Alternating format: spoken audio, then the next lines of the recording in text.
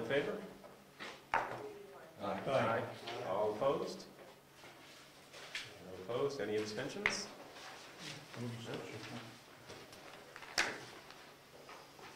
Okay, moving on.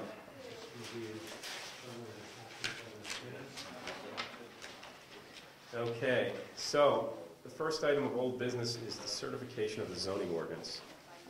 And George had incorporated the changes into the zoning correctly, but when I reviewed it, I didn't catch that the definitions section in the zoning was not properly updated. So I need to work with George to fix that so that we can do it on the 25th. So rather than submitting it to Ginny tonight, we're going to have to do it on the 25th. So George and I will work on fixing up those definitions and get them. Yes, Rob? I'm just curious, what is there a rules of procedure to tell us how to do this and when to do this? Yes, it has to be done within 30 days of being done. I believe we're already past that date. So in terms of being late, yes, we're already late. But it's our rules of procedure, it's not Yes. the RSA's? I believe it's, you know, I don't know the answer to that question as to where it came from. It's probably, I'd like to say it's the rules of procedure, but I have a nagging feeling it's the RSA's. So we are behind schedule, but if we submit an incorrect one, it becomes the effective zoning ordinance. So if we knowledgeably submit the wrong thing, that's not good. No, I'm not suggesting we should. The one that was voted on is the correct one. Right, but the Even language if you in submit that. it incorrectly, you have to resubmit it with the corrections and have it recertified to Right. make it correct. So we have a choice then tonight. We could submit an incorrect one and resubmit it 2 weeks from now, or just wait till 2 weeks from now and submit a corrected one. So I suggest we wait 2 weeks and just get it right the first time. So, unless anybody has any objections and wants to do it right now. Okay, so my apologies on that because it's my error. I didn't catch the oversight. Yes? Can I suggest that you consider sending the updated copy to the members? Absolutely. And alternates and Should have done that the first time. get those extra set of eyes on it before the meeting? Yes, I certainly should have done that the first time, or else this problem would have been caught. So it's entirely my fault. Yes, Cliff? I would also send, once it's been certified, send an updated copy to the town attorney for their. Sure. We do have a list of the folks that we're supposed to send it to, including the Regional Planning Commission, Right. town attorney, selectmen, Ginny, website, right down the line. And that, I believe, is in the appendices of the rules of procedure at this point. So. Okay, so that brings us to, unless there's any other discussion on that point. Okay. Moving on, Rules of Procedure Committee. Did we print out a whole bunch of these, George? Yes, Oh, there. Okay. yes. I submitted a letter to myself, ironically. I'll read it for you. April 11, 2011, regarding Rules of Procedure Committee, or Rules of Procedure members. As you're aware, the Rules of Procedure Committee was formed in the fall of 2010 to review the current rules of procedure.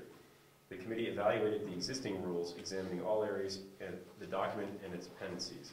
Care was taken to find inconsistencies between the rules, its appendices, and other documents used by the board. The committee was composed of Member Freeman, Member Mykowski, and Member Welton, and I apologize there, I spelled Mykowski wrong. Sorry about that. Committee will not be meeting again unless requested by the board. Oh, I'm sorry. 3 public meetings were held at 6:30 p.m. on the following dates: October 25th, the 22nd of November, and the 28th of March. The committee will not be meeting again unless requested by the board to do so. The attached listing reports the committee's recommendation to the board. So, we cannot vote on changes to the rules of procedure this evening because there is a lead time. I believe it's 10 days that changes have to be submitted prior to them being voted on. So we can review these changes at this point, discuss what they mean, and give everybody some time to think about them before we actually do vote on them. Now, I also served as the chair of this committee, so it's a little awkward being the chair of the board and the chair of the subcommittee, but one came after the other. So I'll just walk us through this real quick. What we did as a group, or unless one of the other members wants to speak up as a spokesman for the group, first meeting, we looked through roughly the first half of the actual rules of procedure, looking for spelling, grammar, any sort of legal RSA reference issues. The second meeting, we looked at the second half, and the third meeting, we reviewed the appendices only and discussed related issues related to the appendices. We aggregated all those comments into different documents, and in the past 2 weeks since our final meeting, I've put them together into multiple sections here to try to make this as digestible as possible. In the past, when we've been working on large changes to documents, it got confusing, and it was hard to digest all the changes at once, so I'm trying to break it down as simple as possible. Section 1 are changes to style, spelling, and grammar, which are, some people would consider housekeeping, but we wanted to be very thorough with this and make sure the board understood every single thing that was going to change if it were to change. You can note there's one of the most obvious issues was capitalization with titles and hyphenation of different names. It's inconsistent throughout the document. We still do find random references throughout the document to secretary, which is a position that no longer exists. It's now administrative assistant. And those 3 items address those particular ones as well as some other language. The second section has to do with legal references within the document. You'll note both of them are in Article 3, Section 2, and one of them is just trimming down the RSA reference to make it so we don't have to update this document every time the RSA changes. And the second one has to do with alternate members being on multiple boards and commissions. There's a rule that is in the RSAs that if you're a member of this board, that counts against your membership in certain other situations. So say, just hypothetically, I know, for example, Rick is the chairman of the Ag Commission. If there were 2 other members from this body on that commission, that becomes an issue. It's considered to be undue influence. For example, one that would be more of an issue is, say you had 3 members of this board who were on the ZBA. That would be 3 of 5. That would again be undue influence. So that's why the legislature holds it down to 2. So I don't know all the membership at this point. Is anybody aware of any situations where that would be an issue? Good. Glad to know. But that is something that we should possibly, we discussed at the committee level about incorporating in here. If there's any questions, please do pipe in and mention them. So Section 3 really gets into the meat of it, of changes to actual procedures. And those are the things I assume we'll probably spend the most time discussing when we do get to the point of voting on this sort of thing. And at the bottom, of course, you'll recognize in Section 4 some things that we've run over in the last year or two, such as resignation of members. We have to officially put that into the procedures as to how that has to be handled. We've run into that in the past.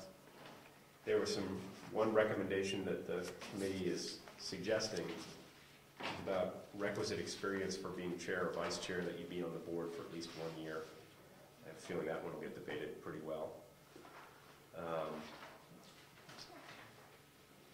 There's some other references to drive-by visits, which we've tackled into the past.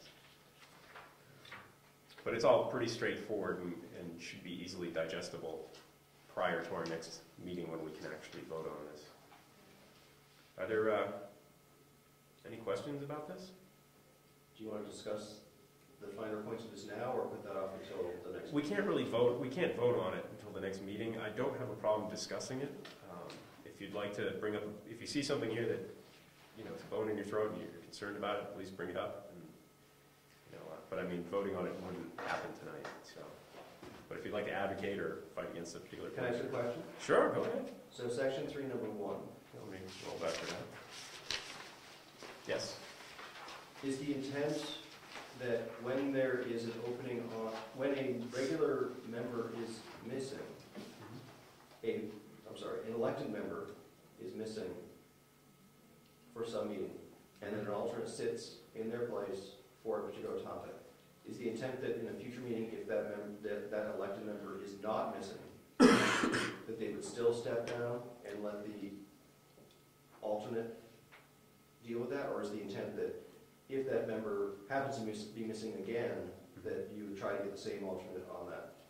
Well, the idea is to follow the model we had with Moose Mountain, where we had two folks who had to recuse themselves, and we wanted to have the same people sitting on the board each time.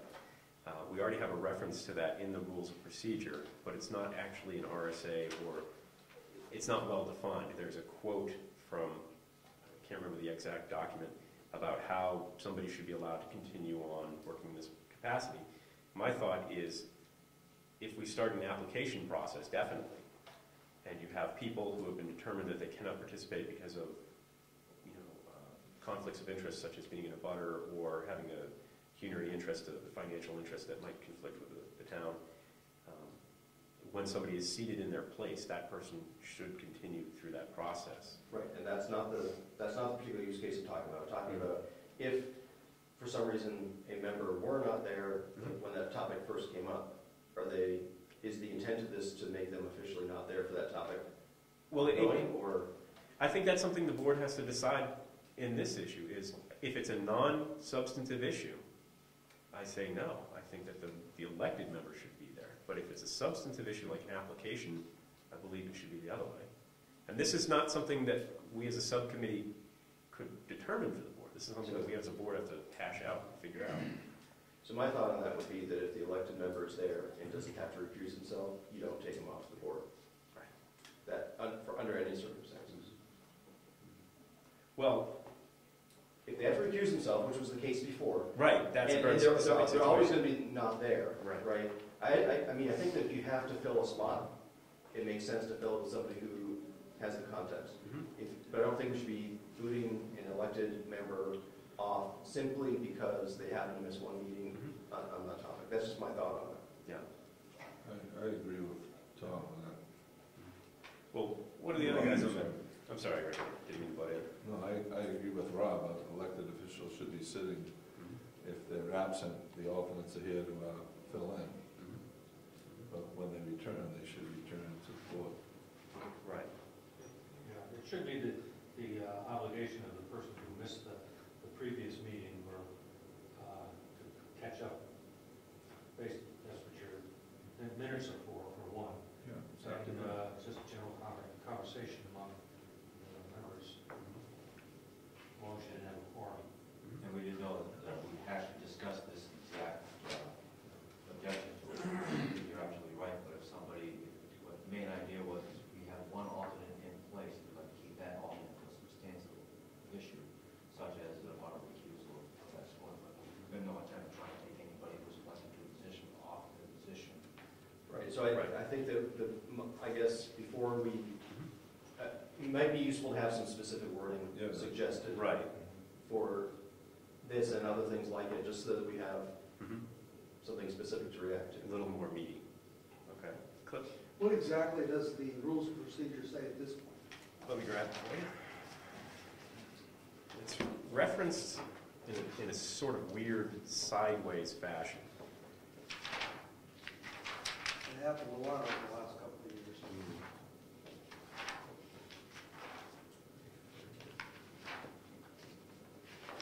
So I skipped it.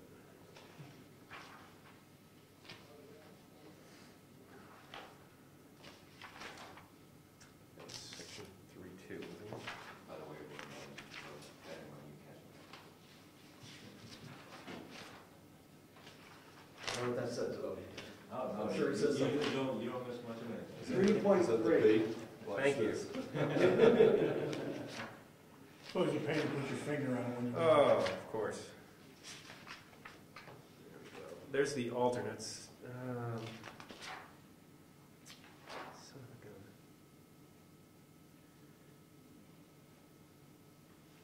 That's not the one that I was thinking of, though. There was a. 5.2.4.